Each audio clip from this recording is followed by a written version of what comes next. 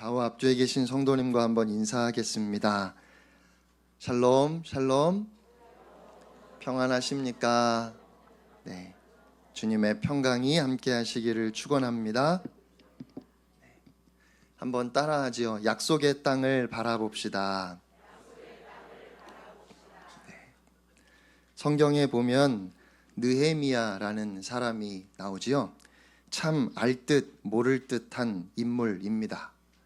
유다가 망하고 백성들은 바벨론의 포로로 끌려갔습니다.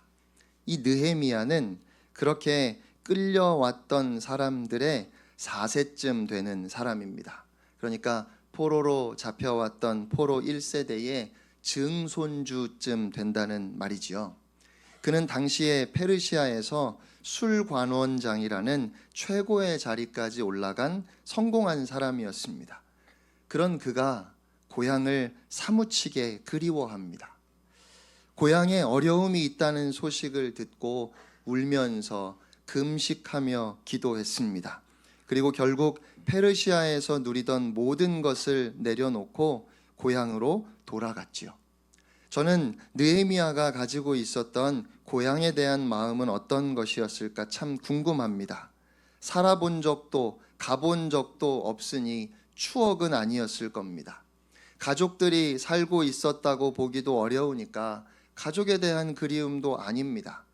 아무리 출세하고 성공했다 할지라도 이방인으로서 느낄 수밖에 없는 허전함이었을까요? 혹은 피는 물보다 진한 것이어서 150년이 지났지만 유대인은 유대인일 수밖에 없는 본능적인 끌림이었을까요? 저는 예레미야가 열망했던 것은 예루살렘이라고 하는 장소에 대한 그리움이 아니라 하나님의 약속에 대한 열망이었다고 생각합니다. 고향을 떠난 유대인들이 진정으로 그리워한 것은 예루살렘에 있는 집과 산과 들이 아니라 하나님의 임재였습니다. 예루살렘은 거룩한 도성입니다. 그곳에서 백성들은 하나님께 예배하며 하나님을 누렸습니다. 결국 그들이 목말라하고 공허함을 느꼈던 것은 물질적인 부족도 아니고 신분적인 차별도 아니고 하나님의 백성으로 회복되는 것이었습니다. 그들을 반드시 예루살렘으로 돌아오게 하시겠다 약속하셨던 그 하나님의 언약, 그 약속의 성취로 이루어질 하나님의 나라, 즉 본향에 대한 열망이 느헤미야의 마음속에 있었다는 것이지요. 성경에서 보면 아주 드라마틱한 인생을 살았던 인물이 요셉입니다. 그의 생애는 참 파란만장했지요. 어린 나이에 어머니를 여의고 아버지의 각별한 사랑을 받았지만 형들에게는 미움을 받았습니다. 그러다가 다른 사람도 아닌 형들의 손에 죽을 뻔했고 끝내는 머나먼 땅 애굽에 노예로 팔려갔습니다. 애굽에서 보디발이라는 왕의 친위 대장 집에서 노예로 살다가 주인에게 인정받아 그 삶이 조금 편해지는 듯 했지만 보디발의 아내의 모함으로 억울하게 감옥에 갇히게 됩니다. 그런데 놀랍게도 감옥에서 만났던 술 맡은 관원장의 소개로 바로 왕 앞에 서게 되고 바로의 꿈을 해석함으로 애굽의 총리가 되었습니다. 그래서 요셉에 대해서는 이야기할 게 참 많습니다. 그의 믿음의 신실함이나 순결함, 하나님이 함께 하셨던 형통함, 고난 가운데에서도 늘 하나님을 바라보고 하나님을 경외했던 믿음, 형들을 회개의 자리로 인도했고 또 아버지 야곱을 비롯한 온 가족을 애굽으로 인도해서 그렇게 구원해낸 일 등등 정말 할 말이 많은데, 그런데 오늘은 요셉의 마지막 유언을 통해서 그가 일생 그 마음속에 품었던 그의 열망을 우리가 함께 생각해 보고 싶습니다. 여러분, 그가 죽으면서 형제들에게 남긴 유언을 다시 한번 들어보시기 바랍니다. 나는 이제 곧 죽을 것입니다. 그러나 하나님께서 여러분을 돌보시고 이 땅에서 인도해 내셔서 아브라함과 이삭과 야곱에게 약속하신 땅에 이르게 하실 것입니다. 그때 내 유고를 메고 올라가겠다고 맹세하십시오. 이것이 요셉의 유언입니다. 그의 유언에서 우리는 본향을 향한 열망을 볼 수 있습니다. 요셉은 17살에 노예로 팔려 애굽에 왔고 30살에 애굽의 총리가 되었습니다. 그가 언제까지 관직에 있었는지는 모르지만 죽을 때까지 그의 많은 가족들을 돌볼 수 있을 만큼 재력과 권력이 있었던 것은 틀림없습니다. 그는 110세에 죽었으니까 애굽에서 93년을 살았고 애굽의 총리가 된 후에 모든 사람이 부러워할 만한 삶을 살았던 시간만 80년인 셈입니다. 여러분 어떻게 생각하십니까? 93년을 외국에 살면서 그 중에 80년을 성공한 이민자로 살았다면 그는 애굽 사람이라고 하는 것이 맞지 않을까요? 여전히 유대인이라고 할 수 있겠습니까? 요셉에게 고향이란 무슨 의미가 있을까요? 가족들이 다 애굽으로 이주했으니까 고향에 보고 싶은 사람, 가면 반겨줄 사람이 있는 것도 아닙니다. 애굽에서 애굽 사람과 결혼하고 많은 자손을 보았다면 요셉은 애굽 사람이라고 하는 게 맞을 것 같아요.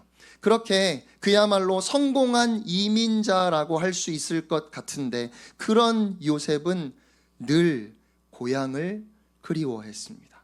조금 더 정확하게 말씀드리면 그는 늘 하나님의 약속에 소망을 두고 하나님의 나라를 그리워했습니다.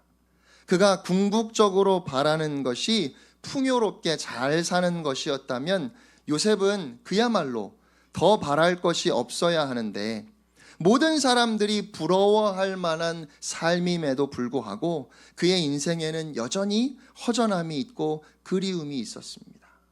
본향이 그리웠습니다. 하나님의 임재가 사무치게 그리웠습니다. 그의 유언을 통해서 우리가 알 수 있는 것은 그렇게 유골이라도 하나님이 약속하셔서 인도하시는 그 땅에 가고 싶어 했던 요셉의 이 열망은 그가 노예로 힘들고 어렵게 하루하루를 살아갈 때에도 그를 붙잡아 주었던 힘이었고 또한 그가 최고의 자리에 올라가서 모든 것을 누릴 수 있었던 그때에도 그를 붙잡아 주었던 그가 하나님의 백성이라는 사실을 잊지 않도록 그를 붙잡아 두었던 힘이었다는 사실입니다. 그는 내가 있는 이 애굽도 하나님이 함께 하시면 하나님의 나라라고 그렇게 말하지 않았습니다. 다시 말하면 하나님이 함께 하시니까 여기도 하나님의 나라라는 그 말로 그가 누릴 수 있는 권력이나 재물을 합리화하지 않았다는 것입니다. 그는 어디에 있든지 어떤 위치에 있든지 얼마나 가졌든지 자신이 나그네라는 것을 잊지 않았습니다. 요셉은 그렇게 나그네로 살았습니다. 그가 바라보는 하나님의 나라가 있었기 때문입니다. 그가 하나님을 열망했던 것은 조금 더 편안하고 안락한 삶을 살기 위한 것이 아니라 하나님의 임재를 원했기 때문입니다. 하나님과 동행하기를 원했다는 것입니다. 저는 하나님이 함께 하시면 어디나 하나님의 나라라는 말에 동의하지만 그 말에 나그네로서의 우리의 정체성을 잃어버리고 이 세상에 안주해버리는 위험이 있음을 기억해야 한다 싶습니다. 교회는 거룩한 하나님의 나라이고 세상은 속된 곳이라고 말하던 시절에 교회만 하나님의 나라가 아니라 우리의 가정도 직장도 우리가 머무는 곳 어디나 하나님의 나라라고 어디나 하나님이 우리와 함께 하심을 강조하는 것에는 전혀 이의가 없습니다. 하지만 어디나 하나님의 나라라는 말이 자칫 우리의 소망이 마치 이 땅에 있는 것처럼 그렇게 세상에 안주하려고 하는 우리의 생각을 합리화하는 말이 될 수도 있다는 것을 기억해야 한다는 말입니다. 요셉은 죽음을 눈앞에 두고 나는 죽지만 하나님이 당신들을 돌보시고 이 땅에서 인도해 내셔서 아브라함과 이삭과 야곱에게 맹세하신 땅에 이르게 하실 것이라고 유언을 남겼습니다. 그리고 세월이 흘러 요셉을 모르는 새로운 왕이 애굽을 다스리면서 이스라엘 자손이 학대를 받게 됩니다. 그러다 마침내 애굽을 탈출하여 약속의 땅을 향해 가게 되는데 자그마치 400년이 지난 후입니다. 그렇게 애굽 땅을 떠나는 이스라엘 백성의 모습을 성경이 이렇게 우리에게 말씀합니다. 출애굽기 13장 18절 19절 말씀을 우리 다 같이 한 목소리로 읽겠습니다. 시작. 이스라엘 자손이 애굽 땅에서 대열을 지어 나올 때에 모세가 요셉의 유고를 가졌으니 이는 요셉이 이스라엘 자손으로 단단히 맹세하게 하여 이르기를 하나님이 반드시 너희를 찾아오시리니 너희는 내 유고를 여기서 가지고 나가라 하였음이더라. 아멘. 400년이나 지난 후에 일어날 일을 하나님의 약속이 반드시 실현될 것을 믿으면서 유언으로 남긴 요셉도 대단하고 400년 전에 요셉이 했던 유언을 기억하고 요셉의 유고를 가지고 애굽을 떠나는 이스라엘 백성도 참 대단하다 싶습니다.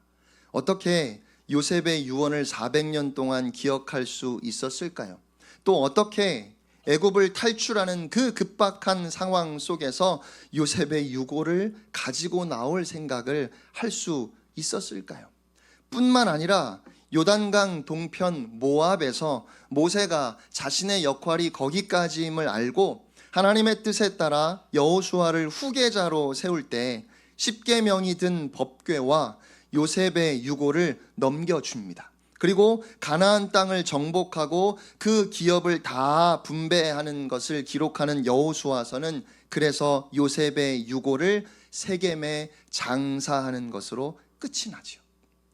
이렇게 보면 출애굽의 역사는 요셉의 유고를 취하여 어깨에 매는 것으로 시작해서 그 유고를 가나안 땅에 묻는 것으로 끝이 났습니다. 200만 명이 넘었을 것으로 예상하는 이스라엘 민족의 출애굽 행렬 맨 앞에 누가 섰을까요? 모세가 섰겠지요. 그리고 모세는 어깨에 무엇을 메고 있습니까? 요셉의 유고를 메고 있습니다. 그러니까 그 거대한 출애굽 행렬이 마치 거대한 장례 행렬처럼 보입니다. 요셉의 유언을 통해 하나님이 약속하신 땅을 향해 나아가는 애굽에서 가나안을 향해 출발하는 그 이스라엘 백성들의 모습은 마치 본향을 향해 가는 장례 행렬과 같은 모습으로 그렇게 보여졌다는 것입니다.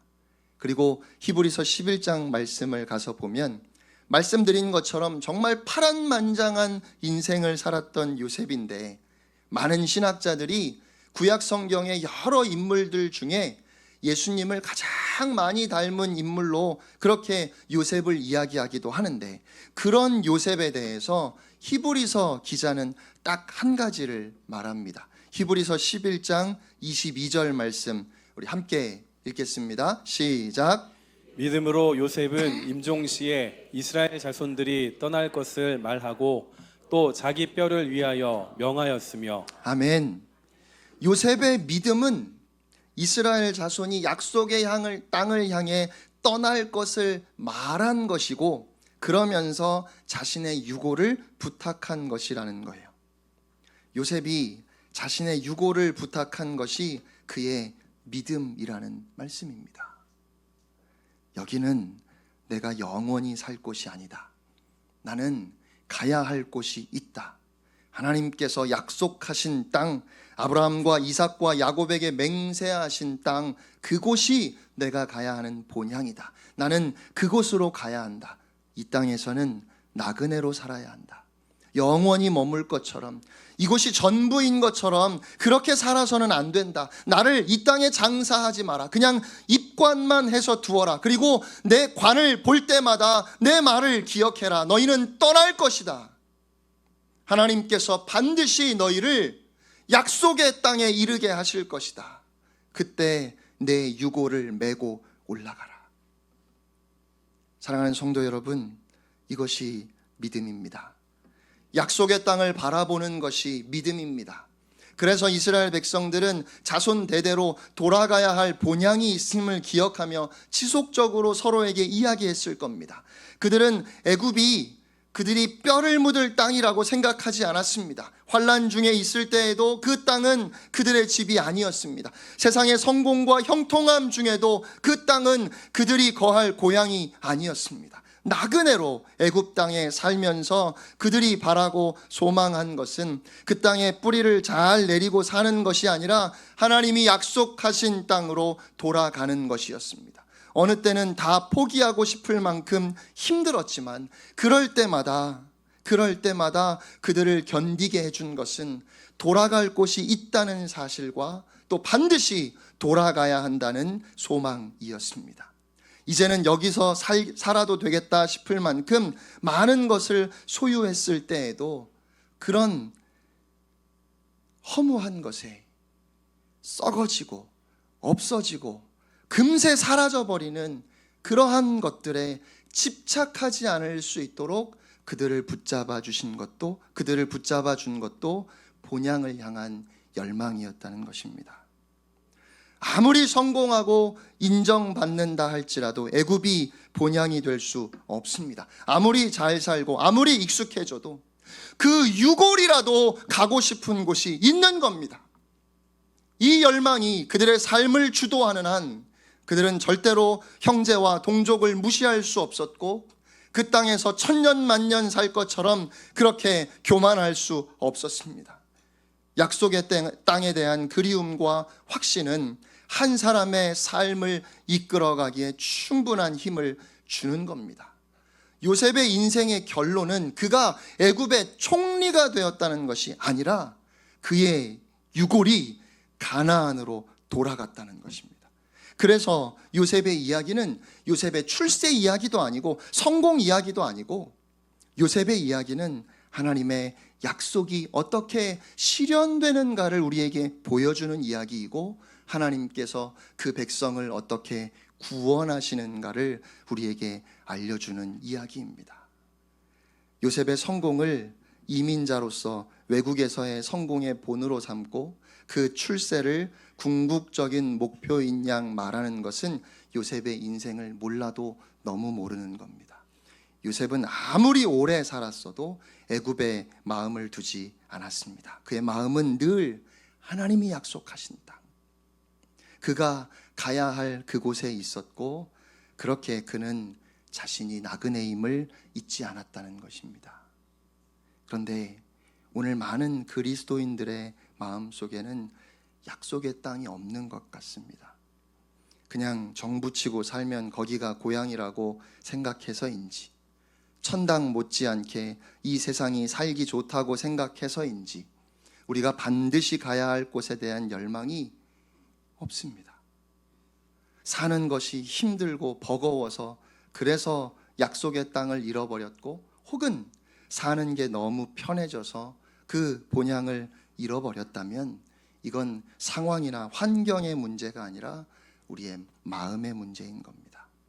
사도 베드로는 당시의 성도들에게 이렇게 권면했습니다. 베드로전서 2장 11절입니다. 사랑하는 자들아, 거류민과 나그네 같은 너희를 권하노니 영혼을 거슬러 싸우는 육체의 정욕을 제어하라. 육체의 정욕이 무엇이겠습니까? 열심히 돈을 버는 게 육체의 정욕일까요? 좋은 집에 살고 좋은 차를 타고 다니면 그것이 육체의 정욕입니까? 나그네에게 육체의 정욕이란 그곳이 좋아서 아주 그곳에 살 것처럼 마음을 붙이는 것이 아니겠습니까? 물론 알지요. 낙심하지 말고 열심히 하루하루를 살아가도록 하기 위해서 잠시 머물다 가는 곳에라도 마음을 붙이고 살라는 말을 우리가 하고, 타향살이 하면서 고향에 대한 그리움과 아쉬움 때문에 힘들어하는 분들에게 그냥 여기가 고향이겠거니 생각하고 마음 붙이고 살라 말하기도 합니다. 저는 그 말의 의미를 충분히 이해합니다. 그런데요, 우리가 이 땅에서 살아가는 하루하루도 정말 최선을 다해서 살아야 하겠지만 아무리 그래도 이 세상이 우리의 본향은 아닙니다. 요셉은 노예로 살 때에만 너무 힘들어서 그래서 그 땅으로 돌아가고 싶다는 마음을 품었던 것이 아니라 총리가 되어도 하나님이 약속해 주신 그 땅을 바라보는, 그 땅을 소망하는 열망이 흐려지지 않았습니다. 본향에 대한 그리움 때문에 이 세상에서 마땅히 우리가 져야 할 책임에 불성실한 것도 문제입니다. 그냥 하늘만 바라보고 있으면 안 된다는 말이지요. 그런데 오늘 한국 교회의 모습을 보면 그렇게 본향을 잊고 이 세상에 집착하는 것이 더 큰 문제인 것 같습니다. 마치 돌아갈 나라가 없는 것처럼 살고 있습니다. 성실하게 산다기보다 집착하며 산다는 말이지요. 내려놓아도 되는데 도대체 내려놓지를 못합니다. 없어도 괜찮은데 없으면 큰일 날 것처럼 그렇게 조바심을 냅니다. 요셉은 80년을 남부럽지 않게 살았지만 그래도 그가 사무치게 그리워했던 곳은 언제나 약속의 땅, 하나님이 다스리시는 하나님의 나라였습니다. 그리고 마침내 예수님이 오셨습니다. 요셉과 그의 자손들에게 하셨던 그 약속을 성취하시고 주를 믿는 모든 사람들에게 영원한 하나님의 나라를 유업으로 약속해 주셨습니다. 그러니까 우리가 예수님을 믿는다는 말은 우리에게는 돌아갈 본향이 있다는 것입니다. 이제는 그 영원한 하나님의 나라, 나에게 약속하신 그 땅을 소망하며 이 세상을 살아가겠다는 것이, 그것이 나는 예수님을 믿습니다라는 말의 의미 아닙니까? 예수님을 믿는 것은 이 땅에서의 형통을 보장해 주는 것이 아니라 영원한 기업을 유업으로 이어가는 하나님의 자녀됨의 권세를 우리에게 보장해 주는 겁니다. 그런데 영원한 하나님의 나라를 향한 열망이 없다면 하나님의 자녀됨의 권세는 아무런 힘이 없는 거예요. 우리가 총리가 되자 나도 술 관원장이 되어야지, 그래서 이 세상을 바꾸고 이 세상을 하나님의 나라로 만들자 하는 슬로건이 어쩌면 더 사람들에게 힘을 줄 수 있습니다. 우리가 하나님의 나라에 관심이 없을 때 그럴 겁니다. 우리의 관심이 온통 어떻게 하면 이 세상에서 잘 살 수 있을까? 어떻게 하면 내가 좀 더 대접받을 수 있을까? 거기에만 가 있다면 그렇게 될 겁니다. 한번 곰곰이 생각해 보아야 할 것 같습니다. 여러분, 우리가 예수 그리스도의 십자가 죽음과 부활을 믿는다는 것은 도대체 어떤 의미가 있는 겁니까? 그리스도의 십자가의 죽음과 부활은 우리로 하여금 하나님의 자녀가 되게 하신 능력입니다. 그 자녀의 권세라는 것은 애굽에서의 형통을 의미하는 것이 아니라 그 약속의 땅을 유업으로 받을 자의 권세를 의미합니다. 이 세상이 아무리 좋아도, 세상에서 아무리 인정받고 괜찮게 살아도 우리의 마음을 이곳에 둘 수는 없습니다. 우리의 마음이 하늘에 있을 때, 우리가 그 약속의 땅을 바라보고 사는 나그네라고 하는 그 정체성이 분명하게 우리 안에 살아있을 때 우리는 낙심할 수 없습니다. 절대로 남의 것을 함부로 빼앗을 수 없고, 거짓되게 살 수 없고, 탐욕스럽게 살 수 없고, 사치를 누리며 자랑할 수 없고, 절대로 게으르게 하루하루를 허비할 수 없습니다. 요즘 교회가 왜 그렇게 욕을 먹고 사람들의 입에 오르내릴까요? 여러 가지 이유가 있겠지만 그 중에 참 큰 이유다 싶은 한 가지는 우리의 말과 행동이 모순되기 때문입니다. 입으로는 영원한 하나님의 나라를 바라보며 산다고 말해요. 예수 그리스도를 믿음으로 구원받아 이제 나는 하나님 나라의 백성이 되었다고 말은 하는데 살아가는 모습을 보면 마치 그런 나라는 없는 것처럼 이 세상에 집착하고 너무 탐욕스럽습니다. 세상 사람들이 그렇게 살아가는 건 당연합니다. 그들은 이 세상이 전부라고 생각하니까요. 그런데 우리는 그렇지 않다고 말은 하면서도 그들과 똑같이 욕심내고 똑같이 미워하고 똑같이 탐욕을 쫓아가는 그런 인생을 살아가고 있는 것은 아닙니까? 우리는 그 나라에 소망을 두고 있기 때문에 그래서 미워할 수 없고, 그래서 교만할 수 없고, 그래서 대충 살 수 없고, 그래서 쾌락을 따라 살 수 없고, 그래서 재물이 없다고 불행하다 말할 수 없고, 그래서 이 세상에 집착할 수 없습니다. 주님이 약속하신 우리의 본향이 우리가 그렇게 살도록 충분한 힘을 주지 못한다면 어쩌면 우리는 이미 우리의 마음을 이 땅에 너무 많이 빼앗겼는지도 모릅니다. 이 세상에서의 삶은 나그네의 여정일 뿐입니다. 요셉이 죽음을 앞에 두고 내 유골이라도, 나는 이제 죽지만 내 유골이라도 꼭 하나님이 약속하신 그 땅으로 가져가 달라고 했던 그 유언은 그가 총리가 되었어도 이만하면 성공했다고 거들먹거리면서 이제 좀 삶을 누려보자고 말하지 않게 했던 힘이었고, 형제들로부터 배반을 당하고 노예로 팔리기까지 했지만 그럼에도 끝까지 그 형제들을 사랑하게 만들었던 힘이었습니다.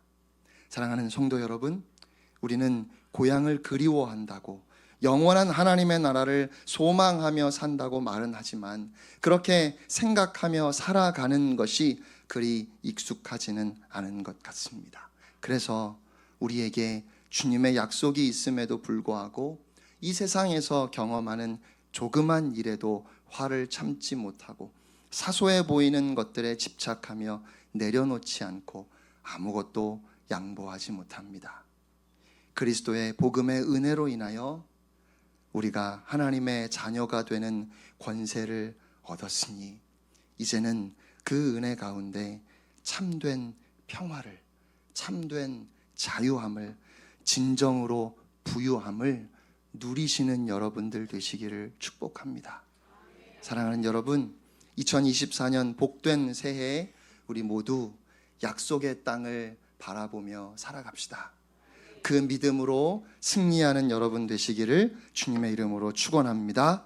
우리 이 시간 함께 한번 기도하겠습니다. 간절한 마음으로 하나님, 약속의 땅을 바라보며 살게 하옵소서.